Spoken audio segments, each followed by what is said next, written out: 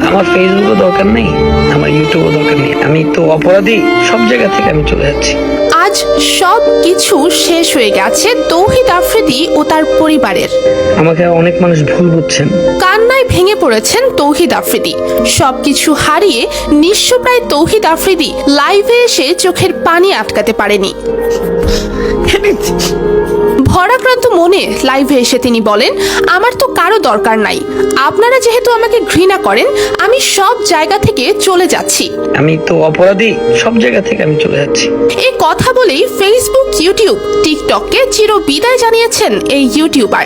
কেন তৌহিদ আফ্রিদির সঙ্গে এমনটা ঘটলো? What's up guys, it's me your boy Tawhid Afridi and welcome to বাংলাদেশের জনপ্রিয় ইউটিউবার তৌহিদ আফ্রিদি কন্টেন্ট ক্রিয়েটর হিসেবে তিনি তুমুল জনপ্রিয়। রীতিমতো এ তরুণ গোটা দেশ ছাপিয়ে ব্লগ দিয়ে বিশ্বের অনেক প্রান্তে বাংলাদেশের পতাকাকে আরো সমৃদ্ধ করেছেন, থেকেছেন অসহায় মানুষদের পাশেও। কিন্তু দেশের ক্রান্তি লগ্নে মানুষের পাশে ছিলেন না তৌহিদ আফ্রিদি।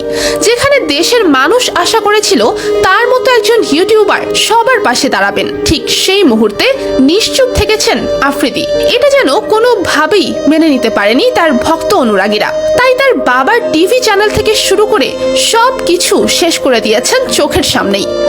আমার বাবা বলছে যে হসপিটাল করবে। বাবার কঠোর পরিশ্রমে তৈরি করা চ্যানেল ও অন্যান্য সম্পত্তিও নিঃশেষ হয়ে গেছে।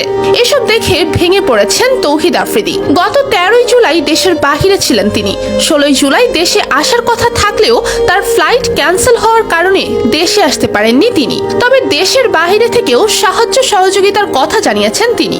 চারদিকে মেন্টাল প্রেসারে ছিলেন। বিভিন্ন চাপের কারণে মুখ খুলতে পারেননি তিনি। অশ্রু ভেজা চোখে লাইভে এসে সবকিছু খুলে বলেছেন তার জীবনে কি ঘটেছে। সব শেষে জানিয়েছেন, আপনারা যেহেতু আমাকে হেট করেন, আমি তো অপরাধী, আমি ফেসবুক, ইউটিউব সবকিছু ছেড়ে যাচ্ছি। তো ভিউয়ার্স, তৌহিদ আফ্রিদিকে নিয়ে আপনার কি মন্তব্য তা অবশ্যই কমেন্ট করে জানাতে ভুলবেন না।